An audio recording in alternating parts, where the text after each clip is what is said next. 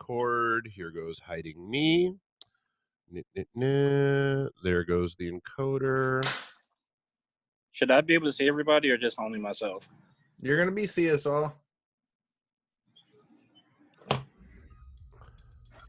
You should be able to see yourself. Are you on a phone? Yeah. Swipe right. Stay right here because you're listening to Knockouts and Three Counts. And remember, everybody's got a price. Hold on. That thing telling me waiting. Okay, I see Kyle. Hold on. This is John West here, and I'm telling you, Knockouts and Three Counts is the podcast, baby. Make sure that's the one you check out because, buddy, like me, they're the real deal, baby. Hey, Ken, make sure you share out the thing, too. What am I doing? Share the video. Three counts, or you see that damn snake again. Hold on. It's already live on the Facebook page? Yep. This is the Ring of Honor World Television Champion, a.k.a. Shane T, boy, the baddest champion you ever seen, boy. And you're listening to Knockouts and Three Counts. What up, though, everybody? This is Kyle, and you are watching Knockouts and Three Counts, and we've got a very special guest tonight. We're bringing you Ken Brass. We're going to be talking all things. All Elite Wrestling tonight. So check this out, and Dev, go out, throw your social media. Well, you can find me on Twitter at Devin63. That's DEVINTHE63. You can find me on Instagram at Allstate No Sizzle. That's one word. And make sure you join the Reality Era News group on Facebook where we talk wrestling. Of course, talking about Double or Nothing that happened this past week. We're talking about Chad Gaspar. A lot of stuff going on in the wrestling business. So make sure you join the group. Well, we've got the return of our guest, Ken Brass, who was on with us for the prediction video for Double or Nothing, which you can find at our YouTube, Knockouts and Three Counts. Well, Ken, welcome back. Thanks for doing your picks with us, brother man, and throw out your social medias, let everybody know where they can find you. Ken, you there? Did we lose him? Either he's taking a nap right now or we just lost him. Yeah, Ken's frozen. So, Dev, let's go with you. First of all, give me your overall thoughts on Double or Nothing.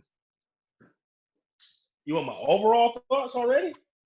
Well, I mean, just what do you think of the show as a whole? You ain't got to go into detail with it, but wait, I think Ken's back. Ken, you there? Yeah, can you see me? Hear me? Yeah, we got you, man. He's alive. Hey, make sure you go ahead and throw out your social medias and anything you got going on, brother. Okay. Well, this is Ken Brass. You can find me on Instagram and Twitter at Brasshole81, BRASSHOLE 81. All of that. You can find me. I'm crazy. I post crazy stuff. Don't be a crybaby and follow me.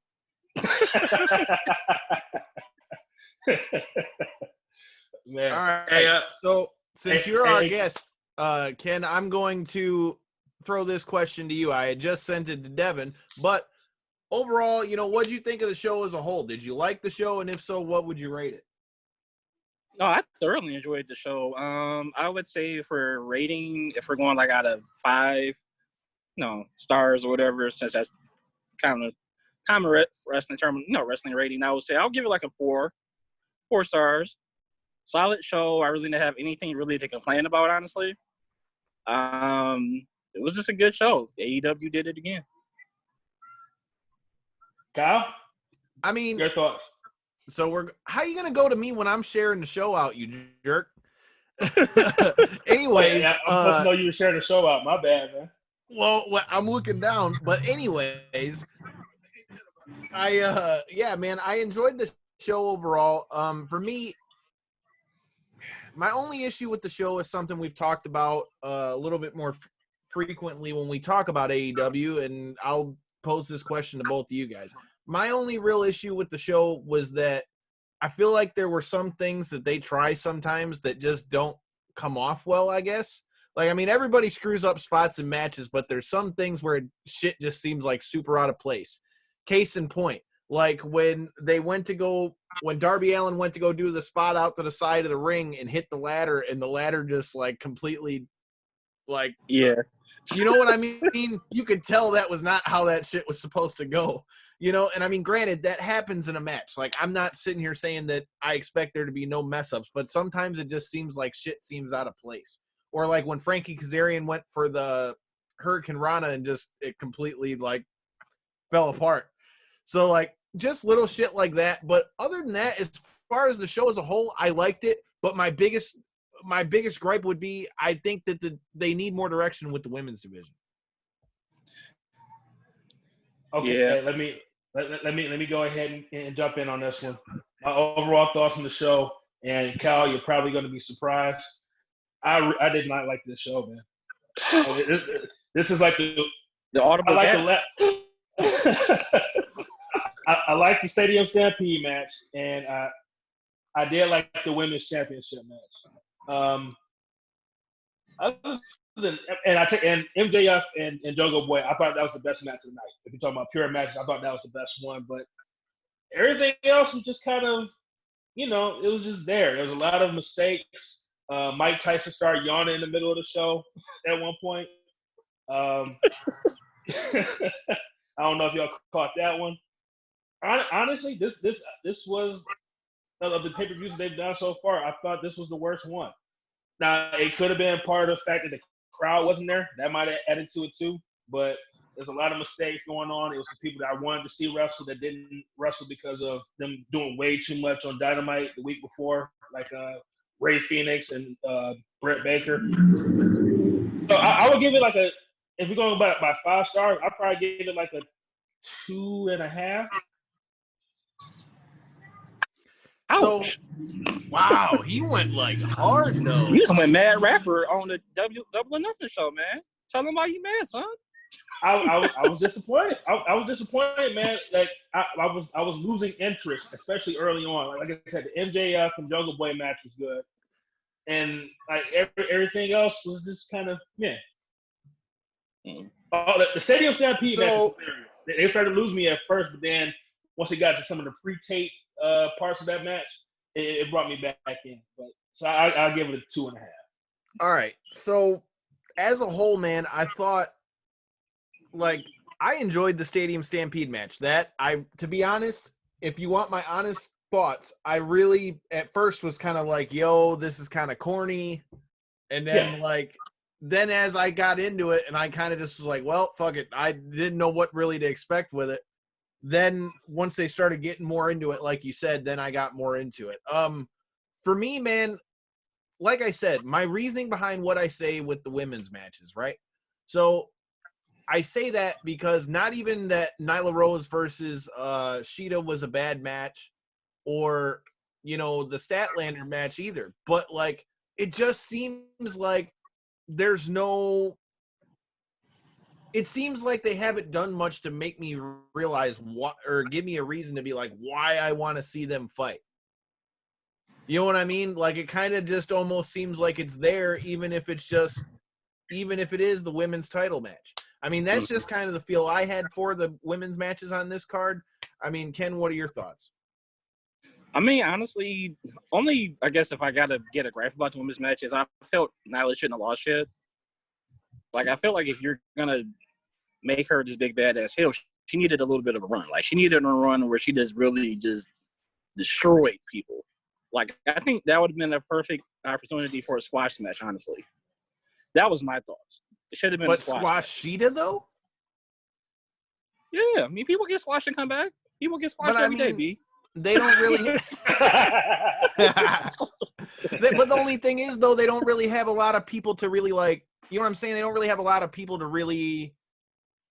They got people. They're just not using them. They don't have anybody really built up. Peter. That's my point. There's really no emphasis on that division. Let's talk about another big thing that happened with Double or Nothing. Devin, you're probably going to have plenty to say about this as well. Ken, what are your thoughts on the debut of Brian Cage and your thoughts on them putting Taz with him? Man. It's not like I don't dislike Brian Cage. It was just I don't know if I expected more. I had a higher expectation. I don't know what it was, but my initial reaction was like, But then as I started to rethink about Brian Cage, his ability, his matches in the past, and I was like, oh, okay, this can work, and I can see, him with Taz. No, I can see it going places. Like, no, he needs a mouthpiece. And like I said, so Taz with him, that's a good place. But as far as winning that particular match is my gripe. To me, it should have been Scorpio Sky, as I said in my prediction video. Like, y'all did vignettes on this man as a single star. He can go, obviously. Him and Jericho put on a classic, a couple months ago? What was that first couple, like, Dynamite episodes? I forget it was, like, maybe the second or third one. Yeah, him and Jericho put on a clinic. So, you know what I'm saying? So, like, the man can go. You know what I'm saying? And I figured I would leave more, I just figured this is time. But, we'll see what happens. Dev, I mean, what about you, man? I know you're a Taz guy, so what do you think of him being put with Brian Cage? It was funny after we did our predictions. I was sitting there thinking about it, like, man, what if Brian Cage is that TBA, that to be announced person, man? And then, sure enough, it was him. I understood what they were trying to do in this match. Basically, they were trying to tell, if you remember, Taz had been trying to kind of recruit or, mentor Darby Allin for a while. Mm-hmm. And Darby Allin kept blowing him off. So that's why Taz partnered up with Brian Cage, and Brian Cage destroyed Darby Allin at the end. But part of the problem was a lot of that story was told on AEW Dark. So if you don't watch Dark, you kind of missed it, on the past week's episode of Dark, he was talking to Excalibur, and he was basically saying to Excalibur, like, hey, don't you think this Darby Allin kid is a little disrespectful? I'm just trying to help the kid out and stuff like that. So they were telling the story. It's just that they didn't do it in front of a big enough audience, so some people might have missed that.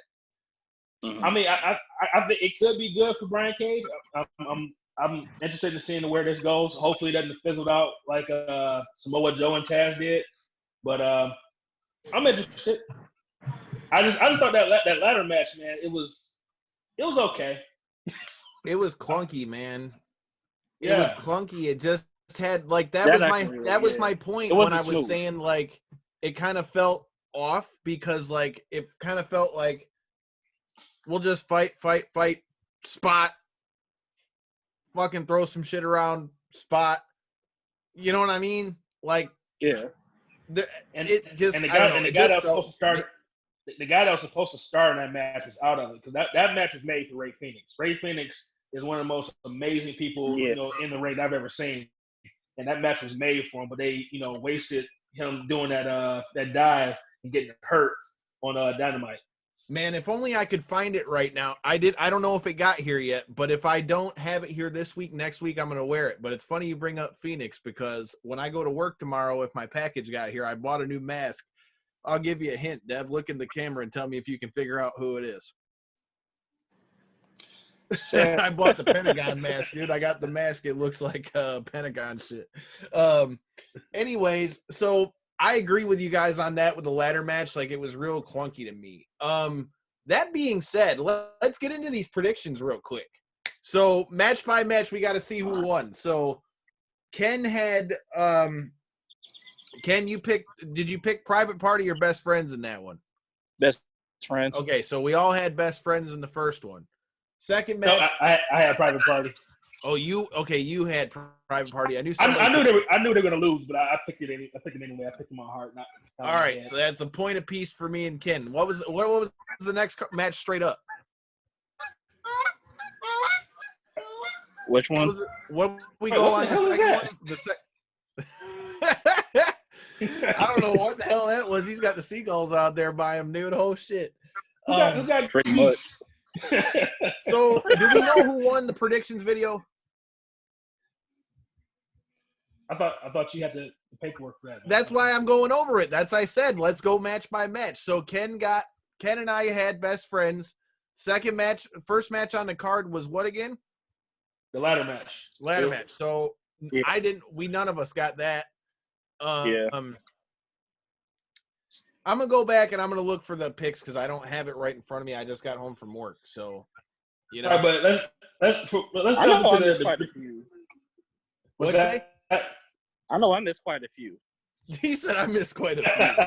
We're gonna go It back wasn't and just get the full scorecard and let you know who we had with that one.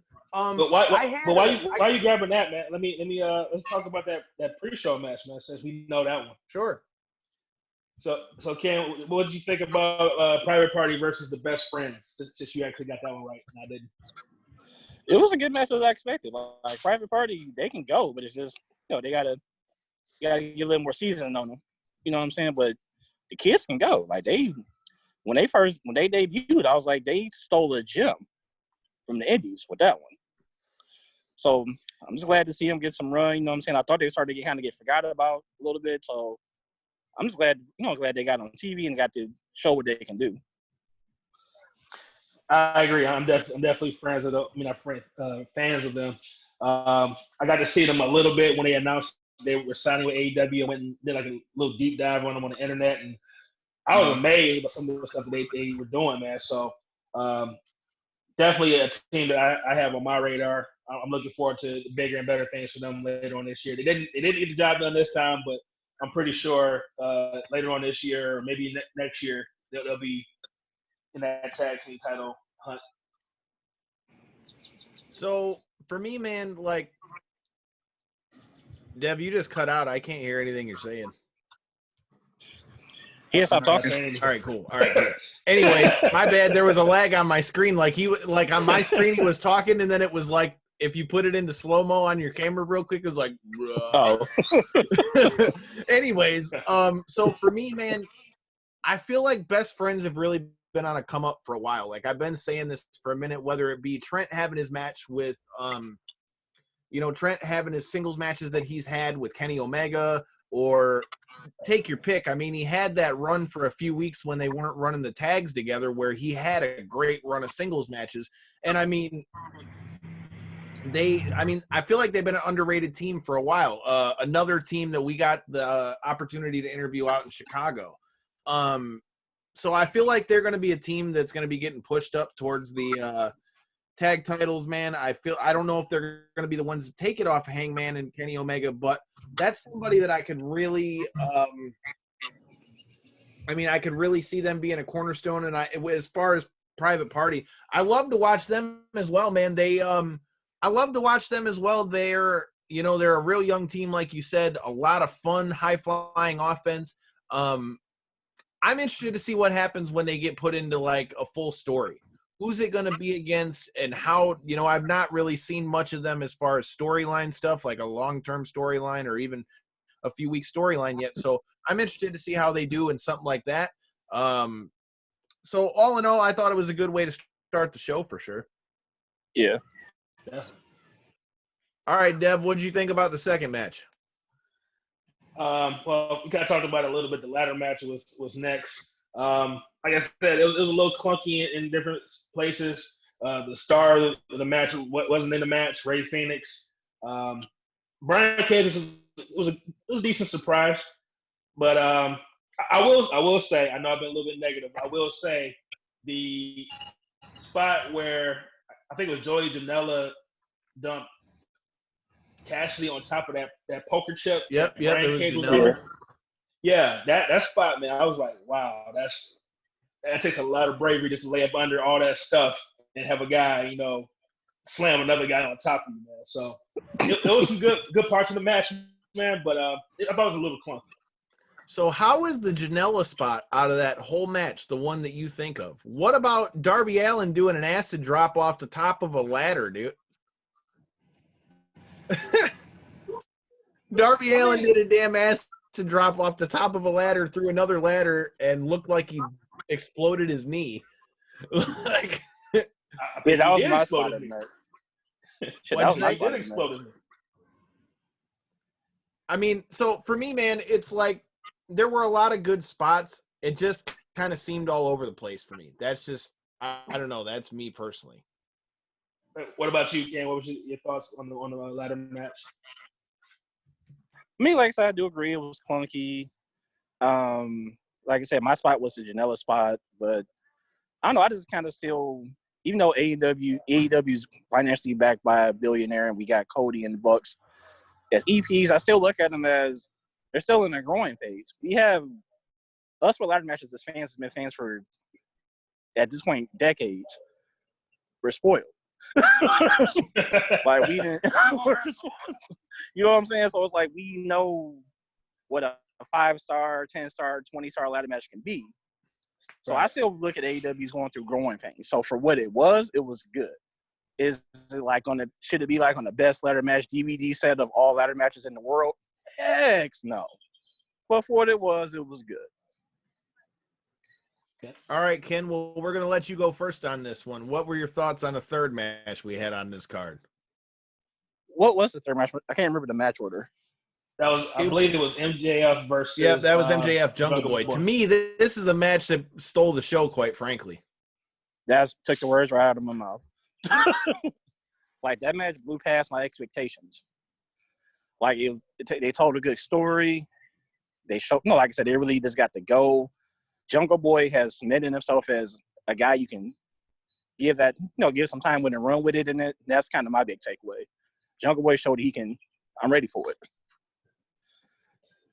See, so for me, honestly, even before this match happened, I was already looking forward to this match, quite frankly. I feel like we've seen a lot out of Jungle Boy in the matches that he has gotten to have. Obviously, like in the big spots like he had with Chris Jericho, where they did if he can last 10 minutes or whatever it is. And then, he had a few of them. And MJF, man, to me is bar none one of the best heels in the business right now. I mean, I feel like there's not even an argument to be made as far as that goes, because, dude, like, it's just the little jabs, like going in and trying to screw with Marco Stunt in his match, or like, the guy just plays a wrestling heel the way it should be, and he lives it out. Like, when you see the man in person, like, he's not like, Mr. Cool, let's kick it, whatever, like, it's not what you see is what you get, basically. So for me, I thought this was the match that kind of stole the show for me. Dev, what about you? I mean, if we're talking about just the best matches and not including the Stadium Stampede, I thought this was the best match of the night from beginning to end. It was one spot, man, that I had never seen before, where they ended up locking their legs together with upside down on their heads, like slapping each other. And I'm like, that's a reverse Rana. Huh? That's a reverse Rana. You've seen it before. I just don't know I've seen it on the apron. Well, I've never seen it before, and I've never seen them do it when they start slapping each other in the face. And then where they transitioned out of it, Jungle Boy, got slapped, and he just started landing elbows and got the top control like it was an MMA move. So not only it was an outrageous move, but he just made it realistic, which was great on my part. So I thought this was the best pure match of the night. Ken's learning what I learned on the Zoom call, and that when you put the picture behind it, if you're not like a little bit of ways from the background, it looks like Ken's like messing with an episode of The Flash right now. Yeah, man. I mean, that was by far one of my favorite matches on the card. Like I said, for me, it was one of the highlights. I got, right before we went live, a friend of mine, Dom, who I was actually watching AEW Revolution with, brought up a good point, and that'll bring us into another one of the matches that was on the card.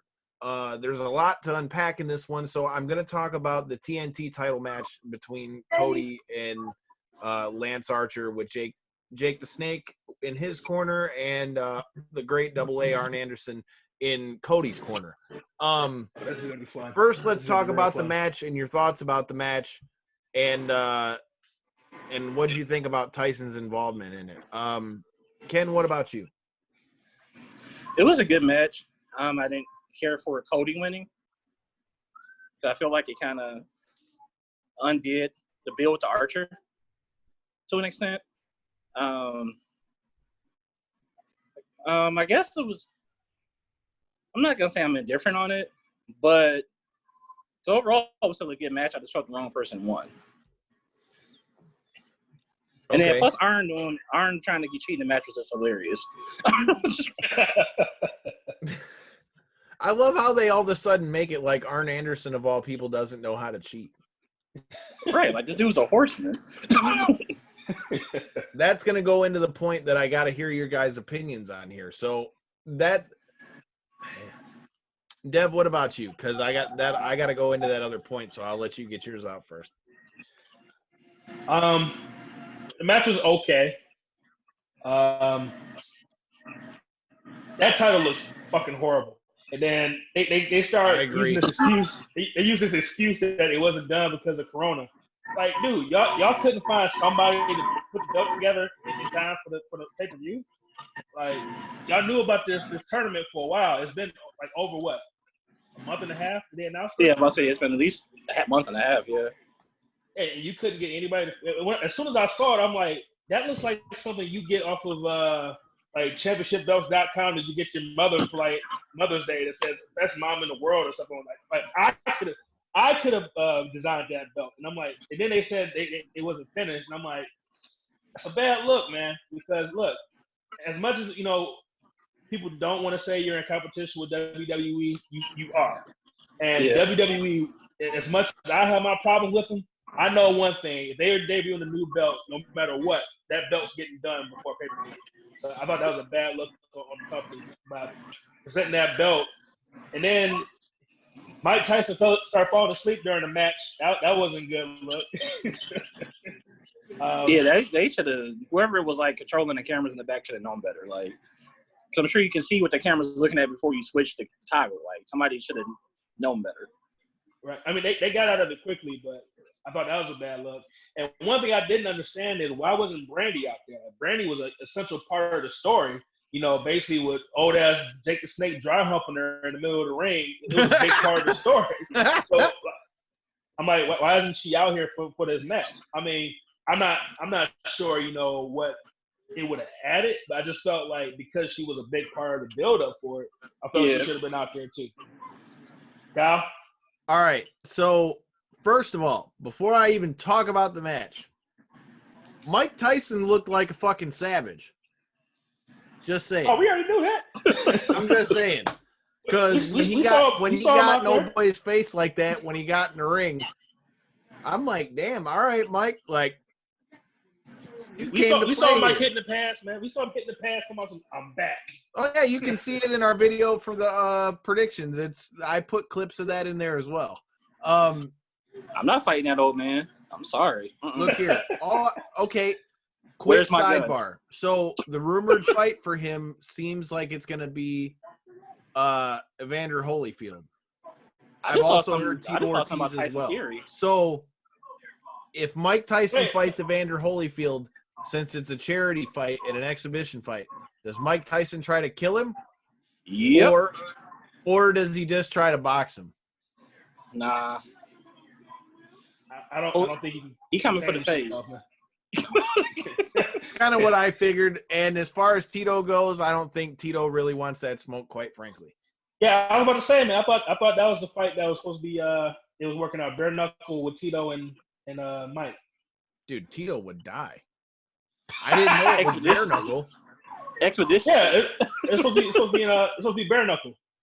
Well, if it's bare knuckle, Tito's even more screwed.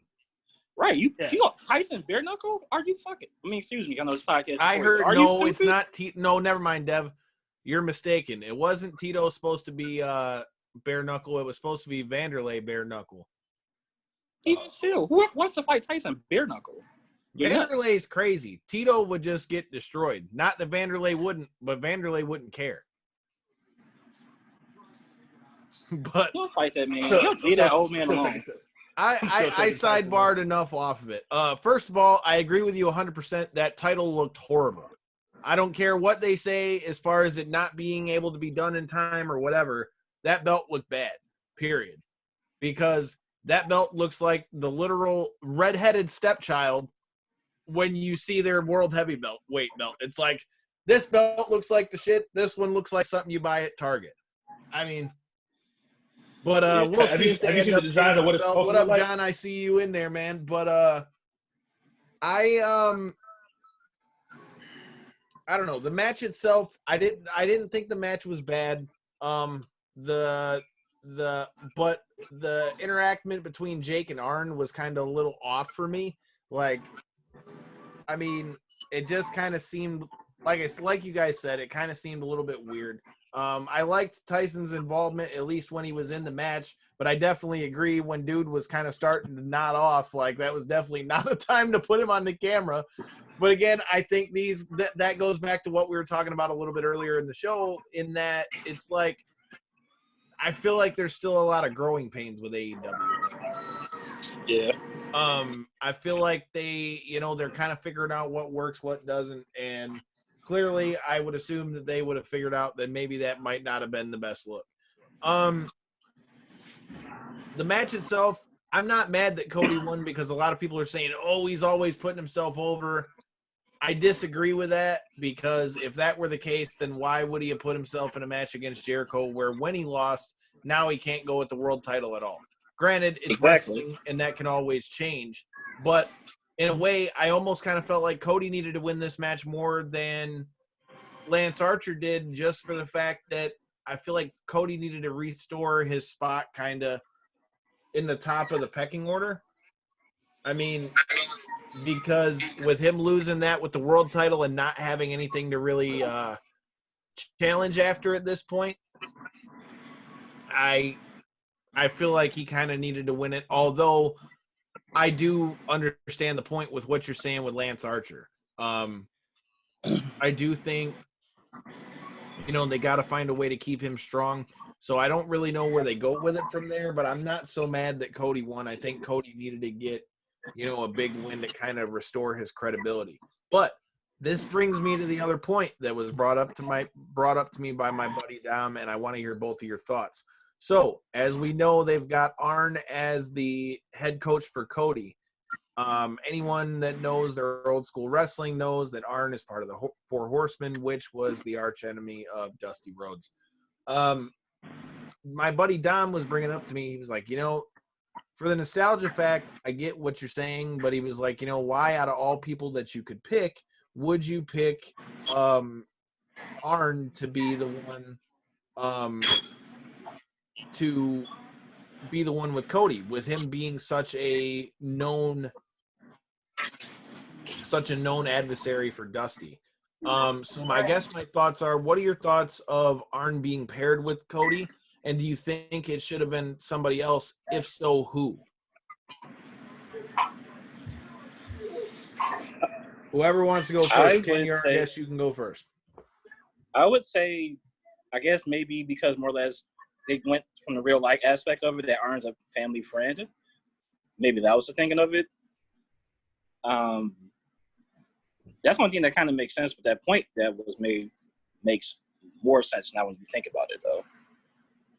Four Horsemen just broke his arm and everything. Like, you know what I'm saying? So, like, it makes – I never thought about it from that angle. So, it kind of just messed me up with that one. See, dude, when he brought it up to me and really put it to me, I was like, damn, I really liked it at first, but I can't even argue his point. So, Dev, what about you? What are your thoughts? And then I'll tell you what my retort is to it.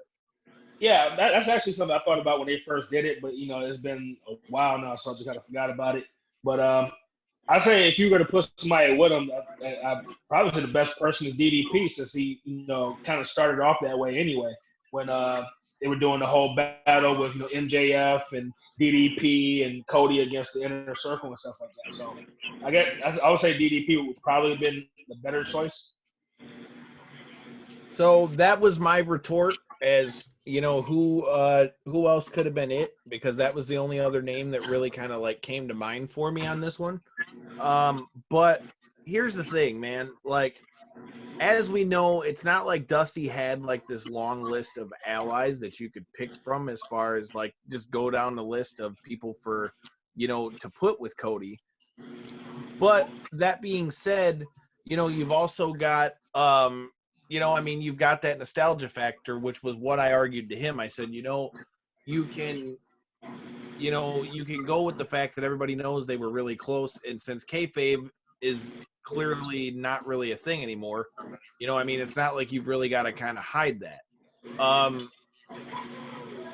I don't really know who else you would have put with Cody. I will say, another point that Dom brought up was that, Cody, cuts good promos and is one of the best baby faces in the business right now. He doesn't need a mouthpiece. I also agree with that as well. Do you think this is something to where down the road maybe Double A turns on him, or how do you guys really see this playing out? Now that I can see, because I know Tully's not around for whatever reason, but you got 2 of the 4. You're obviously not going to get Rick ever. I mean, so like I said, having 2 of the 4 there, it kind of makes sense for it to happen at some point. So it would be. I feel like it's got to happen. That was one thing I did say. Like somehow, this is not going to last. Right. All right, Deb, what do you think? JR said it best. Like the most powerful weapon in professional wrestling is the eraser. You can always change it. You can always go too bad. You can always come up with a different way to get out of it. And I think that would be like the perfect way to do it. Have Double A turn on Cody if you want to get out of it. I mean, do you think we see him turn on him, or do you think it's something that just eventually kind of fizzles out though? Yeah, I mean, that's the best way to get out of that storyline. If they want to move on from Arn Anderson being his manager, have him turn on him. So I've got an idea as far as that goes, but I don't know if they'll do it, and it also kind of lead into another question about another match on this card. What are your so you just mentioned Tully. We had Sean Spears versus Dustin Rhodes as well on this card. Wait, can I get mine out the way? What? Can I get my thoughts out the way so y'all can have time? Go ahead. It was a fucking waste of time, and I don't want nothing to do with this match. Your turn. Damn, Deb, well, tell me how you really feel. That's all I got to say. All right. My thought with it and where I was going with what I was saying is, like you just mentioned, we haven't seen Tully around. And to be honest, like Deb and I have talked about off air, about the whole situation with Lance Archer and Jake the Snake Roberts. I feel like the weeks that, Jake was gone at first, I was worried if it was kind of hurt the pairing for them two. Because, you're building him up as Jake being this mouthpiece and not having him there, kind of killed some of it. The same can be said at this point as far as Sean Spears goes, because Tully hasn't been out there with him in a while, and Sean hasn't even really mentioned it. Where do you guys see that going with him first? And, long shot here, but do you think that we could see, somewhere down the line, maybe Arn is the guy that comes with whoever's going to be with him, and Arn and Tully are with these guys, as a tag team, since they're saying that Tully thinks the money's in tag team wrestling? I think eventually this could be a very long-term storyline playing out in front of us. This Cody and Sean thing is not done. It's not. I just don't see them. He still calls himself the chairman of the board. He's chairman because he cracked Cody's skull, literally. He's still using that persona. He got a 4 Horseman connection. Horsemen don't like roses. Kayfabe. So I think it could eventually lead to, like, it was a long-term play the whole time. But do you think Tully, do you think Tully not being with him hurts it though? Right now? Yeah, I think somehow they got to explain, but that could be, like I said, could just because of COVID. That's what I assume it is. I'm gonna stay home with my face mask, and I'll catch y'all later. So I think if that it happened, I think maybe that could be another reason why this hasn't got further, is because Tully isn't there. So that could be part of it, but I think eventually it's going to circle back to Sean going after Cody, especially now if he's a champion. And one of the big things about, when he was in, when Sean was in NXT and Ty Dillinger and on the main roster, that was one of the big things. They never allowed him to get anything. Any kind of championships, he never really did anything to be as good as he is. So I can see that being the bigger double cross that's coming. Somehow he gets like a TNT type championship match, and then that's where it happens. How soon, I don't know, but I think that's eventually the end game to me. All right, Dev, what are your thoughts on that idea? And what are your thoughts on, that thing as a whole? That match was a waste of time, and I want nothing to fucking do with it. Your turn. Dude, it was literally a waste of time. It did nothing for Sean, in my opinion. It did nothing for Dustin. To me, it was just a waste of time. I got nothing. For me, man, Me straight either. up, it's I don't know, man. I think it hurts them. I think that could work down the road, but I mean, it is a little weird, since you built that up as like being like they're going to be a unit and doing the whole thing with it. But I think, and that brings me to a point. Do you think? I mean, Dev, I know you're not watching WWE, so I'll pose this question to you, Ken. Do you think that I forgot who said it. I think it might have been Bubba Ray. But he was like, at this point, I feel like you kind of almost have to take the next couple months with there being no fans and kind of the restrictions due to COVID and kind of like erase them from your mind once this all gets out the way, because all of them are doing the best they can with what they got. What are your thoughts on that? Right. I didn't catch like the first part of the question. So the question, what he was saying, my question is, do you agree with what he's saying that things are a little different and off because of COVID, that you can't really kind of hold them to task right now? I mean, yeah. I mean, COVID is throwing off a lot of it. Like, I just feel everybody's doing the best that they can in general, both sides. AEW and WWE. I mean, TNA too. Like, they're all just doing what they can, given the circumstances. Like, I was on Raw. I was like, even though I made fun of the hockey glass, at least I was happy to hear some cheering and some booing and stuff like that. Like, that's part of wrestling. Right. You know what I'm saying? Like, we grew up on Pops. Like, can you imagine, like, say, when AJ Styles debuted the Royal Rumble and it was dead silence, for example. Right. Right. Yeah, I agree. Cena coming back at that 2008 Royal Rumble at number 30 at Madison Square Garden. And no one's there. But I want to say it was Conrad Thompson that said this, and I thought it was a great point. He's like, think about 5 years from now, and WWE they always run highlights from all the WrestleManias. Basically, they are not going to be able to use any of that footage from this year's WrestleMania in any like highlight package. Yeah, maybe the Boneyard match, maybe the Firefly Funhouse. Other than that, that was where I heard it.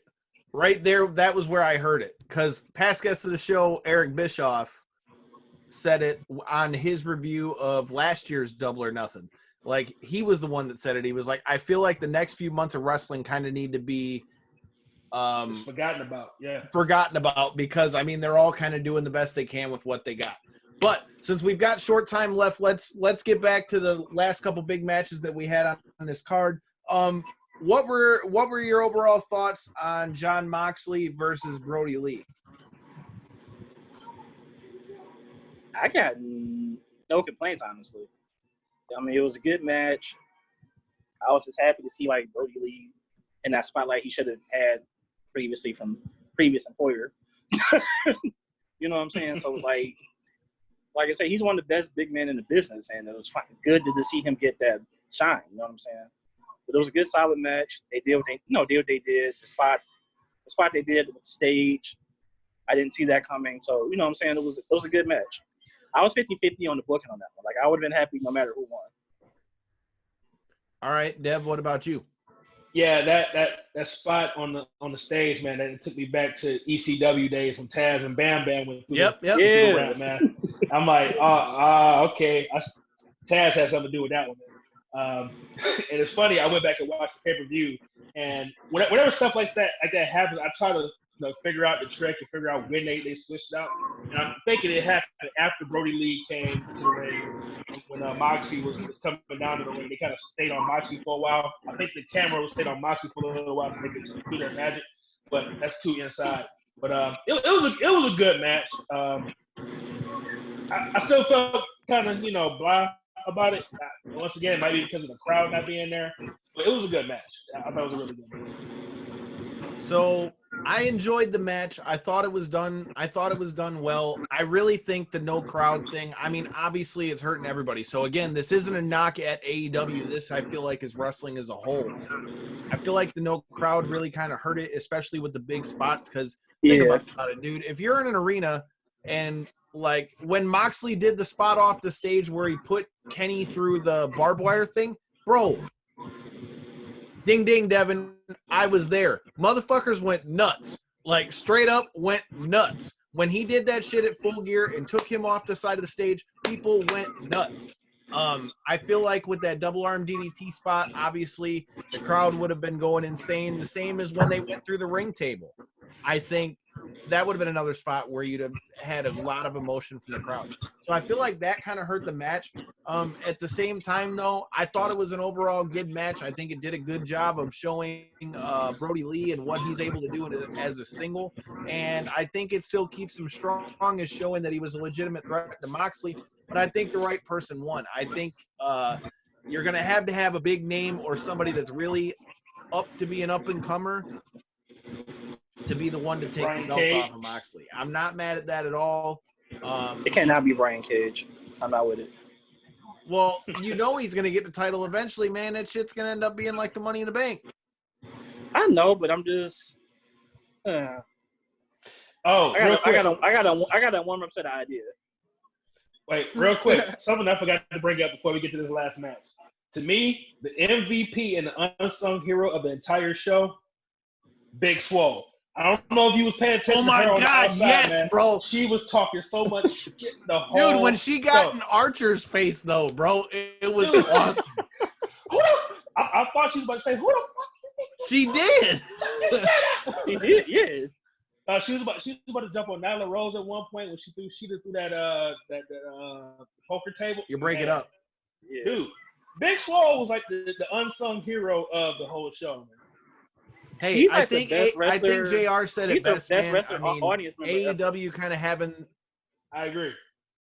I mean, JR really said it best, dude. Having a couple rows of fans or not fans, the wrestlers in there and the people they did have in there, I think it puts in a good touch. Obviously, WWE's taking heat of it because I saw something today saying that they're going to have fans. I didn't catch Raw last night because I was working on Memorial Day, but I mean, obviously about that earlier. They had like the hockey glass up or something like that with the wrestlers or something like that. I don't know. Can you? I think didn't you watch it last night? Yeah, Raw. Yeah. What did you think of the hockey glass with the fans? At first, I mocked it. I was like, is that glass? Is it not glass? And I was like, are they the Little Caesars Arena? What the hell's going on? But when you got past that and started to hear like crowds, there was a lot more crowd noise than AEW has because it's more people. Because it looks like they had 10 or 15 people in like each little section around the ring. Right. So it was a lot more crowd noise. You got to see their reactions to certain things. It was just it felt different. Even though it was like the AEW idea, it felt different. You know what I'm saying? So my own thing is I think they need to take down the hockey glass from the parts like leading to the ramp because they reflect like the glare when they would do certain shots. The glare was just dumb. So if they probably can take it down from there. But other than that, I rock with it. You know what I'm saying? After I got done laughing at the hockey glass, I rock with it. I'm just waiting on. I was telling somebody on Facebook the over/under before somebody gets thrown through it. And I said I'm gonna give it to the go home show to SummerSlam to somebody that go through it. McIntyre's gonna Claymore somebody through that glass. It's coming. Yeah, I could see that happening. All right, so let's get to the Stadium Stampede real quick. I'll go first on this one. Overall, I'm not gonna lie. When the match first started, I'm like, man, this shit's kind of corny, man. Like, I'm like, I don't know if I'm gonna enjoy this because, like, the way it started, I'm like, man, I could see this just being like overly campy and like taking me out of it. But I gotta say, as it went on, it warmed up on me. And First of all, shout out to AEW for having the balls to do the Matt Hardy spot. Yeah, that was a Water. show. Matt Fat. That's all The I fact had to that say. they did Matt that Fat. after WWE just did that, like, how long ago was that? Where, like, all three things of Matt Hardy came out. Like, the fact that you did that and didn't give a shit, kudos to you. I really enjoyed that. And, oh, my God, Ortiz be acting like he can't swim in 3 feet of water, bro. I can't swim! No, they broke out the Matt facts. I was done. Matt Fat. That's all. I mean, like I said, it was And then they read the entertaining Matt as hell. But can we just say, how the hell is Sammy Guevara even alive? He's Okay, MVP. I mean, like every match I see him in, where he's like Jericho's tag partner, it's almost like Jericho said, "Look, you're young." You're gonna be the crash dummy, and I'm gonna swoop in and pin him after you get your ass kicked. Because every time he's taking a crazy bump, and he took an insane finish at the end with Kenny Omega, which it was dope. But I always am a little bit on those things, just because I hate that there's always like if you can see like it's a built box for him to go through. Right. Yeah. I don't know. I always hated that. I hated it when WWF did it. It always looked great, but I hate when you can tell it's just something random. The fact that it was in a walkway, I'm like, yeah, because that was just there. Yeah. Cam, what did you think about the match? MVP of that match. Sammy Guevara and that horse. Hangman's horse. And stuff like that is what made the match for me. Like the little one-off stuff is what made the match. Matt changing his personas underwater. The fact that Ortiz read the Matt facts. You know what I'm saying? During the match, they read it. Stuff like that. Like that's what made the match. That's what made it good. The 100-yard German suplexes. The little quirky stuff amongst the action is what made it. Like there was a good balance of the quirky comedy stuff and the wrestling. They to me, that was the best out of the cinematic matches that's happened so far. That was the best one by far. All right. Deb, what about you? Well, I'll just touch on two things. One, and I'm pretty sure JR had something to do with this because he's a big fan of John Wayne and Westerns. The bar scene with Hager and Hangman was great, where he's like, hey, did you come here to drink or to fight? And then he threw him, threw him across the bar and hit him over the back with a pool cue. I thought that was great. And at the end, after the Young Bucks laid out Jericho, Hangman comes in with the chocolate machine and just drives right over Jericho, man, and left the line on him. I thought that was amazing. Yeah. Yeah. Other than that, man, I thought it was really good, man. I mean, I really enjoyed it, man. But the question is, like, do you think that, like, although I think it finally gave Hangman that character, do you think that, like, all the campy stuff with the drinking, like, do you think they need to eventually shed that so that he'll have that, you know, seriousness to him, I guess? No. To me, it still fits. Like, Hangman can be an alcoholic and go out there and give you. I mean, look at Stone Cold. Exactly.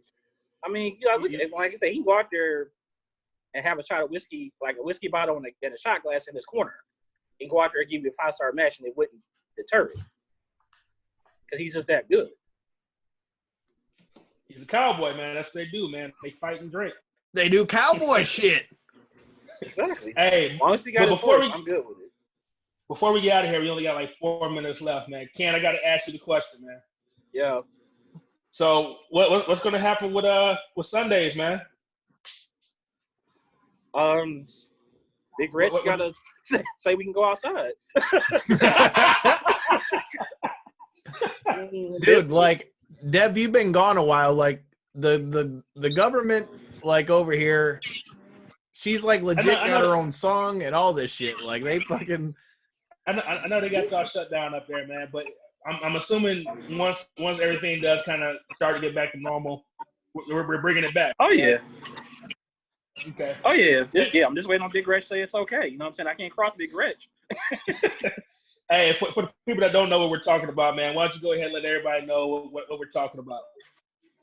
So I run an open mic platform called Sound Off Sundays. Follow it on Instagram, Sound Off Sundays Open Mic. Play a lot of Detroit talent, artists, rappers, poets, comedians. Dev's been there a couple times. He already knows the vibe. You know what I'm saying? It's a good time on Sunday nights. So we're looking at probably right now, my targeted date is June 14th, pending Big Rich.